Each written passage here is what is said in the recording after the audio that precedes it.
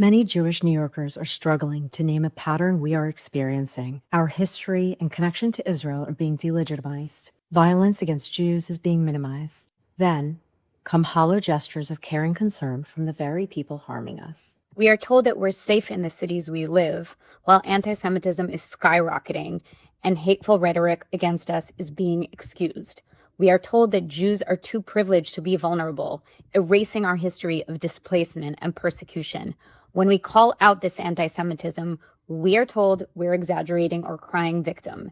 These contradictions are psychologically destabilizing. It wasn't long ago that the Soviet Union opposed anti-Semitism publicly while targeting Zionism. Their message was, "We have nothing against Jews, just Zionists." That distinction provided them moral cover. We are seeing that today with the same playbook that is disguising Jew hatred.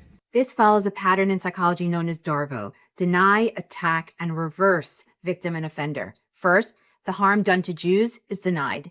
Then, Jews who name that harm are attacked, dismissed, or treated as the problem. And finally, the roles are reversed. Those causing the injury present themselves as the victims, while Jews are cast as the aggressors.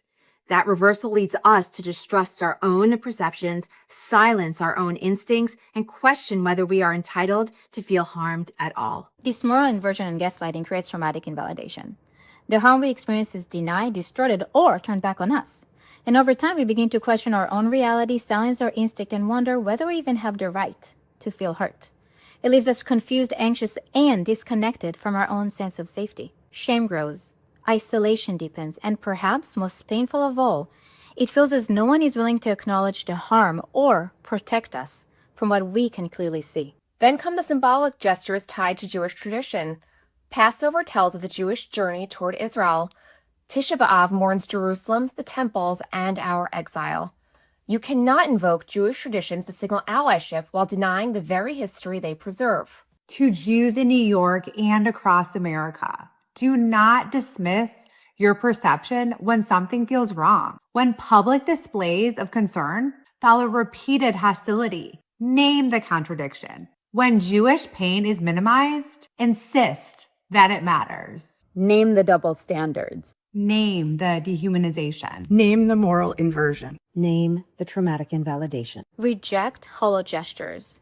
Demand accountability. Challenge anti-Semitism disguised as social justice. Trust what you are seeing. Trust what you are feeling. Jewish dignity, history, and safety are not negotiable.